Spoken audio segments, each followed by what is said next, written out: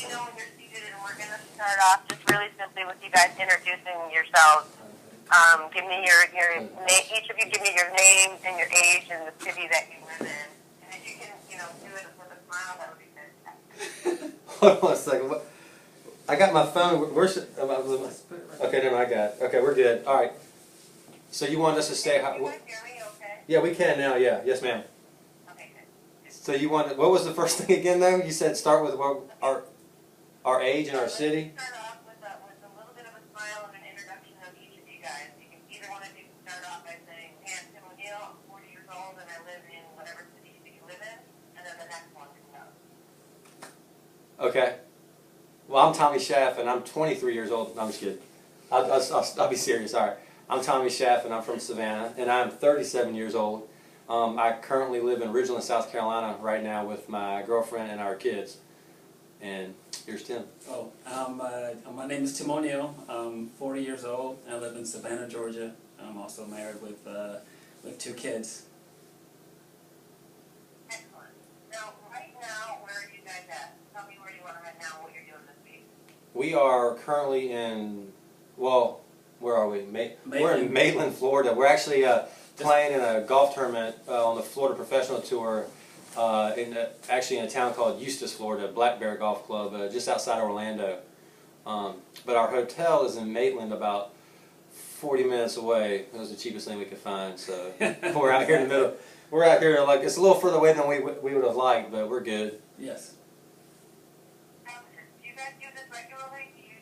I mean, you obviously know each other well, but do you regularly travel to gigs together, to tournaments together, rather, and club stuff together, split hotel rooms and costs? And if you can give me that in a sentence, it would be great.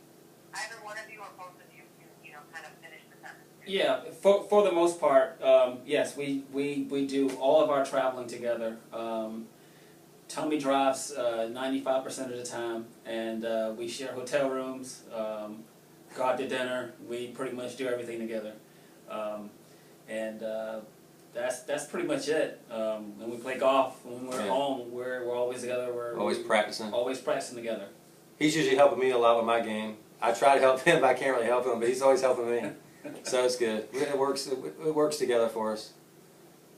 And he usually drives my back when we got a shower. Are you guys together living in the same, like you're in South Carolina and you're in Savannah. You're both from Savannah, right? Yeah, we're both from Savannah. Where I live, I'm only like 30 minutes from Savannah, so I go to Savannah every day. We practice most of our time at Savannah Quarters, and so that's just where I go. We go there every day. I usually go in town, I'll pick him up or meet him at the golf course, and we'll go out there and practice, and it's not too bad. My girlfriend, she works in Bluffton, which is about 25 minutes from where we live, so kind of like where we live is kind of like in the middle for both of us, and it works out. So I spend most of my time, I still tell people I'm from Savannah. I hadn't really got used to saying I'm from Ridgeland because it's not a really cool place to say you're from, so I just say Savannah still. Alright, tell me, you guys, what it's like to be really good friends and also competitors. Because let's face it, you guys are entered into the same tournaments a lot. Oh, it's awesome. It's fun. It's fun trying to beat each other. He's obviously, as everybody knows, huh? Start again 1 second by telling me what's fun. Oh, I'm sorry. Yeah, playing in tournaments together and competing against each other is a lot of fun. It's a lot of fun actually competing against each other. He's obviously, everybody knows he's had a pretty good year this year, so he's pretty much beat my ass in most of the tournaments we played in. But last year he did. I'm sorry. Last year, yeah, last year. This year he's not going to kick my ass. That was last year. But I mean, I've beat him a couple times. I mean, it's cool. I beat him in a playoff once last year at a tournament, but he actually played better than I did in the actual tournament. But I got lucky. But it's fun. We push each other. I mean, he really pushes me. He's really I feel bad sometimes. I think he's really helped my game a lot more than I've helped his. But it works. And tell me a little bit what it was like to go to Morocco together and be able to both be nominated to represent and both be there, like not just one or the other. I think that's great. That's what an experience, and that you both got to do it together. Well, that was well, Tommy got the phone call. To go to Morocco. To go to Morocco at first, and then the guy that he talked to Tommy was like, well, what about Tim? You know, and then I got mixed up in there, and I was able to go too. But it was fun because Tommy had never been out of the country before. Yeah. And that was the experience right there. Tommy dealing with different foods and cultures and Everything. not having very much patience. And so it was very interesting. Yeah, the trip to Morocco was a good experience. It was awesome. I got the phone call, and David Siegel from the e-golf tour asked me if I wanted to go, and I was like, yeah. And he said, we're still looking for somebody else to go. We got to get even amount of players. And I was like, what did you think about asking Tim? And he was like, no, I didn't think about it. So he called Tim, and it was huge because, you know, Tim's been out of the country a few times, and I haven't, and I needed a translator, I guess, because I didn't know. I didn't know what. It was pretty cool though. Once we got there, surprisingly, I played really good over there because I was nervous not knowing anything, but it was a great experience. I think that's a really fantastic opportunity to go to. That's great. Yeah, definitely. Oh, sorry. What's been going on with you guys for your plans for 2013? Are you going to be at the same tournament, or are you separately going to be at different things? Or are you plotting out everything you're going to do together? Well, for the most part. If you could start it off with like coming up for 2013, Yeah. and then go into what you were going to say. Yeah, coming up for our 2013 season, we are hopefully, we've been collaborating on some stuff, and I think we're going to try and plan on doing the same stuff again this year. It just makes it so much easier when you have somebody to travel with, you know, the expenses and the costs on everything, and just splitting everything 50-50, and, you know, it works out that way a lot better. And we're going to, right now, we're not 100% sure what we're doing. We're kind of thinking about some things. We're going to start, you know, obviously here in January we're down in Florida. We're going to play a few of these Florida professional events. Maybe a team event or two. I think we might also play in. The e-golf tour starts up in February. And they're they're in Bluffton and Hilton Head, which is obviously like a home tournament for us. So I think we both might do that. We've been thinking about some other things. Maybe Latin American Q School. Just A lot of stuff is hinging on sponsors and stuff, and all that type of stuff. It's going to having a sponsor will make things a little bit easier. We were both seriously talking about doing the PGA Latin Tour, American Tour, which is the Q Schools in February, I believe. So we're thinking about doing that, but you know there are some things that has to kind of fall in line first. Right. But we plan on traveling together in 2013. Sorry, I keep cutting you off. I'm sorry. No, go ahead. Do that again. I'm sorry. I kind of cut in there. Go ahead. Yeah, that's right. That was your fault that time. No, I'm just kidding. We are planning. We are hopefully going to plan on doing hopefully together in 2013. I was just going to reiterate that. I can't spell that word, but I was using that one. All right. So let's talk about how did you guys get to be such good friends? Did you know each other at a young age, or did you meet out on the tour? Like, how did you know each other so well that you are competing against each other and traveling to do things together? Wow, we met. It's funny. We met a long time ago. I played baseball, little league baseball team, and a friend on one of the kids on our team, his dad sponsored our team, and Tim was actually his neighbor. So we met when we were like 14 or 15, and we met because I was like, dang, who's that black kid that can't play basketball? We'd all go down to the park. Oh man, that's wrong. I'm just kidding. I couldn't help it. No, I'm just kidding. But no, I met Tim, and he didn't play on our baseball team, but everybody said he played golf, and I didn't play golf back then. And I was just like, golf? Who does that? But then a few years later, I was at a golf course. I was at Bacon Park, I think, and Tim he thought I was somebody else. This is still in high school. This was still in high school. It was like our senior year of high school, I think. And Tim thought I was somebody else, and we kind of met. And then about a year later, we just started playing a lot of golf together. He got me a job at his golf course at Southbridge Golf Club when he went off to college for his first year.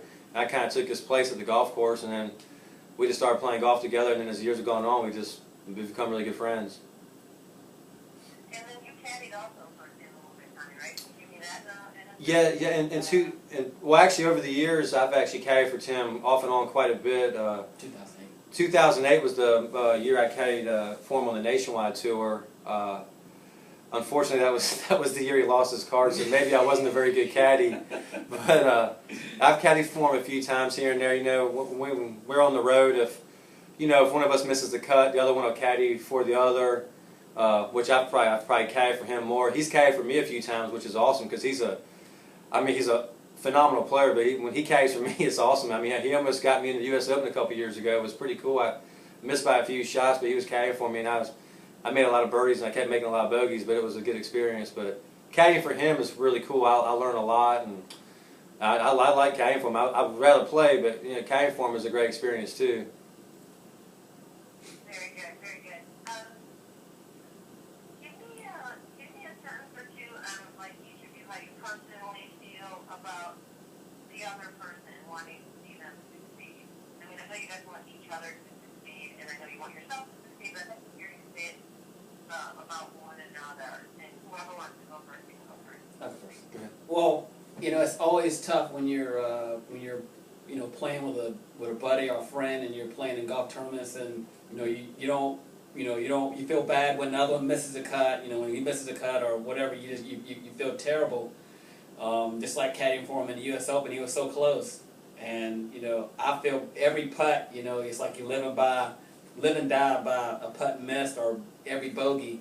So it's tough. It's like almost like you want to do it for him, or you wish that he would just break through, because especially when you see so much potential and that he has the game.